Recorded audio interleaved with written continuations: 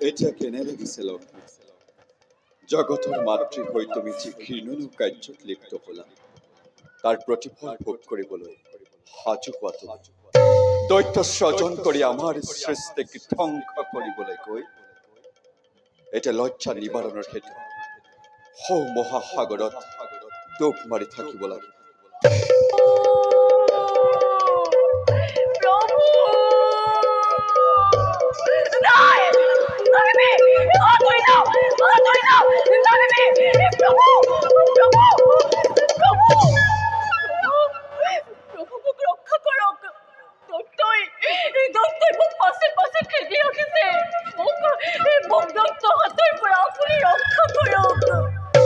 আমাক তুমি স্পৰ্শ নকৰিবা লক্ষ্মী তোমাৰ প্ৰাশ্চিত্য হ'ব লাগিব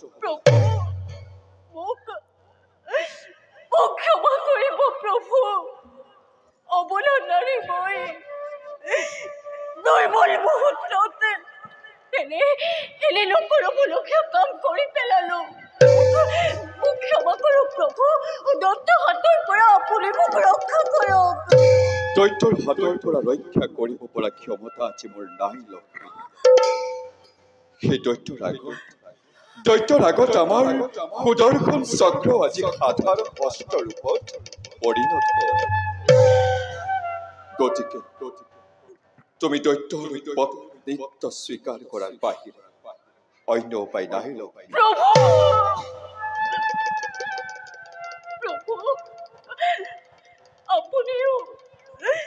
আপুনিও আজি এনে বাক্য কৰিলে উচ্চাৰণ নাই লক্ষ্মী এই কথা মই কোৱা নাই আজি দৈত্যই জগতবাসীৰ আগত উচ্চ স্বৰে চিঞৰি কৈ গৈছে দৈত্যই আজি জগতবাসীৰ আগত উচ্চ স্বৰে চিঞৰি কৈ গ'ল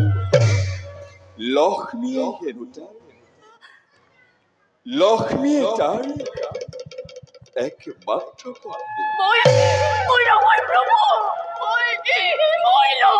গতিকে এতিয়াৰ পৰা তুমি বৈকুণ্ঠপুৰী শুৱনি কৰিব নোৱাৰিবা বৈকুণ্ঠ দুৱাৰ তোমাৰ বাবে চিৰদিনৰ কাৰণে ৰুদ্ধ হৈ গ'ল তুমি তুমি তুমি চৰিত্ৰহীন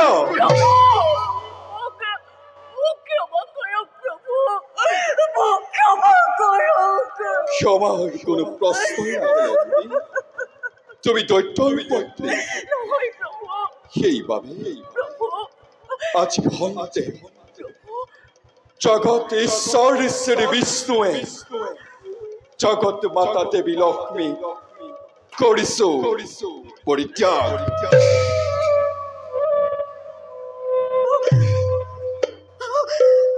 প্ৰভু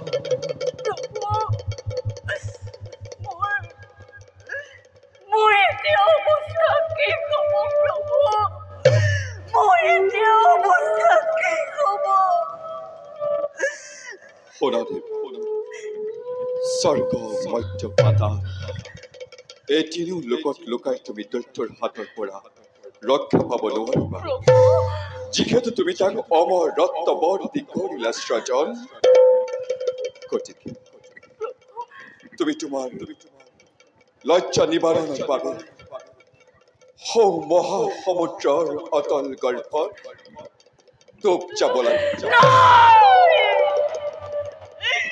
নাই প্ৰভু, আপুনি কি বিধান দিলে প্ৰভু?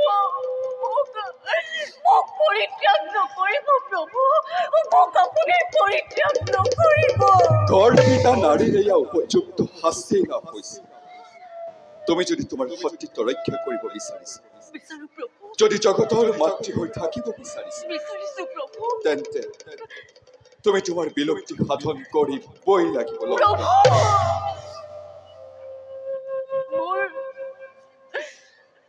মোৰ মৃত্যুৱেই শ্ৰেষ্ঠ প্ৰভু, মোৰ মৃত্যুৱেই শ্ৰেষ্ঠ। মোক আপোনাৰ সুদৰ্শন চক্ৰই মুণ্ডচ্ছেদন কৰি সাগৰত পেলাই দিয়ক। মই তাকে কামনা কৰিছো প্ৰভু, মই তাকে কামনা কৰিছো। তুমি পলম নকৰিবা লক্ষ্মী, নহলে ইয়াতকৈও ভয়ংকৰ বিপদৰ সন্মুখীন হবা। যথা ধৰ্ম তথা জয়, যথা ধৰ্ম তথা জয়। তুমি যাক বুদ্ধিহীনা নাৰী বুলি জ্ঞান কৰিছিল, সেই সৰস্বতী আজি তোমাৰ এই দশা কৰিব। তিনি কল্প ধৰি অ লক্ষ্মী, তিনি কল্প ধৰি তুমি সাগৰত ডুব গৈ থাকিবা। সময়ত আমি তোমাক কৰিম উদ্ধাৰ।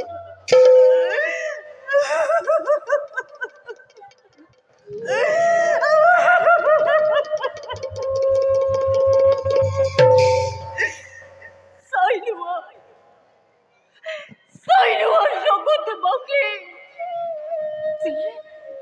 যি লক্ষ্মী সেই ত্ৰিজগতৰ মাতৃ হৈ বৈকুণ্ঠপুৰী শুৱনি কৰি আছিল,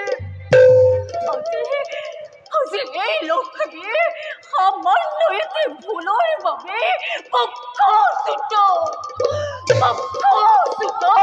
ধমকেতুৰ দৰে এই বৈকুণ্ঠৰ পৰা খহি পৰি মহাসাগৰত ডুব যাব লগা হ'ল। দেৱৰ্ষি, যিদৰে তোমাৰ কুমন্ত্ৰণা প্ৰয়োগ কৰি মোক এই জগতৰ আগত অনাদৰ পাত্ৰে খলালা, তোমাকো দিছো আজি মই ঘোৰ অভিশাপ।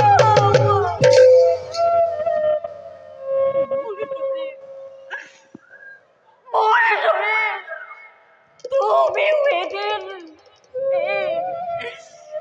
এই বৈকুণ্ঠৰ পৰা খহি পৰিবা। দেৱৰ্ষি, মোৰ দৰে তুমিও এদিন এই বৈকুণ্ঠৰ পৰা খহি পৰিবা।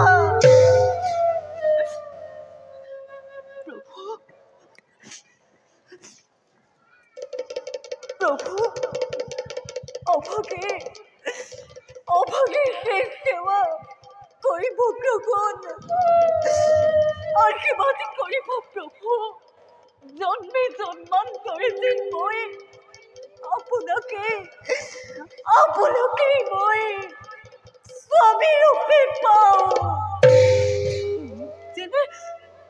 মোক যেন আপুনি সময়ত উদ্ধাৰ কৰিবলৈ নাপাহৰে প্ৰভু, মোক যেন আপুনি সময়ত উদ্ধাৰ কৰিবলৈ নাপাহৰে।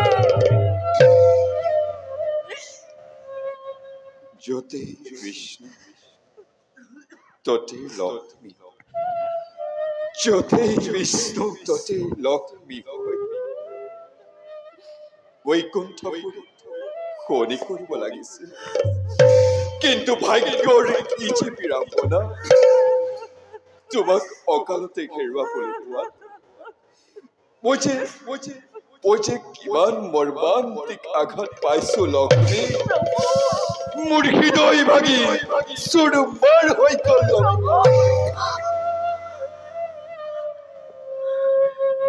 লক্ষ্মীহীন বৈকুণ্ঠপুৰ কিছুদিন খালি হৈ ৰ'ল প্ৰভু যোৱাৰ আগতে মই এষাৰ কথা কৈ চাওঁ আপোনাক শুনক প্ৰভু হয়দত্ত মোৰ নহয় সীতাৰ একেৰাকিত্বে প্ৰাণেৰ হাততে মৃত্যু ঘটিব বিদায় প্ৰভু জন্মে জন্মান্তৰিছিল আপোনাকে মই স্বামী ৰূপে পাওঁ বিদায় প্ৰভু বিদায়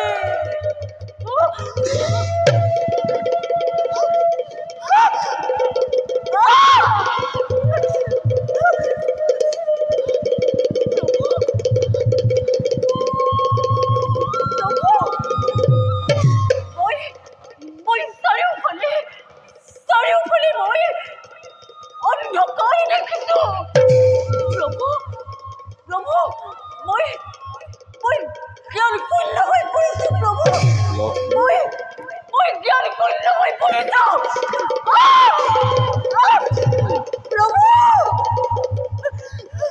প্ৰভু মোৰ কণ্ঠ দেখোন প্ৰভু একেবাৰে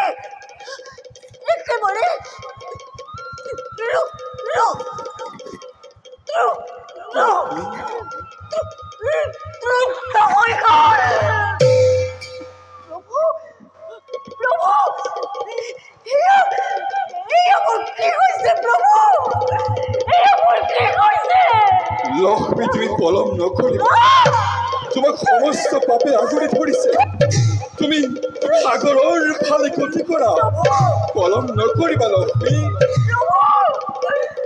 বিদায় প্ৰভু জন্মে জন্মান্তৰিছিল মই আপোনাকে স্বামী ৰূপে পাওঁ জন্মে জন্মান্তৰিছিল মই আপোনাকে স্বামী ৰূপে পাওঁ বিদায় প্ৰভু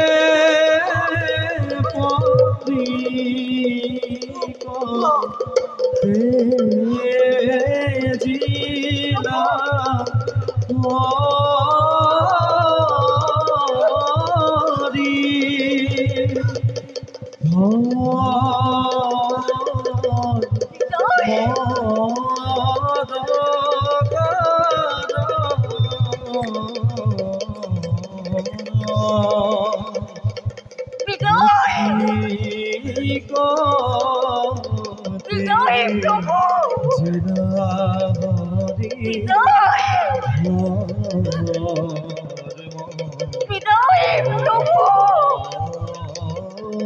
বিদায়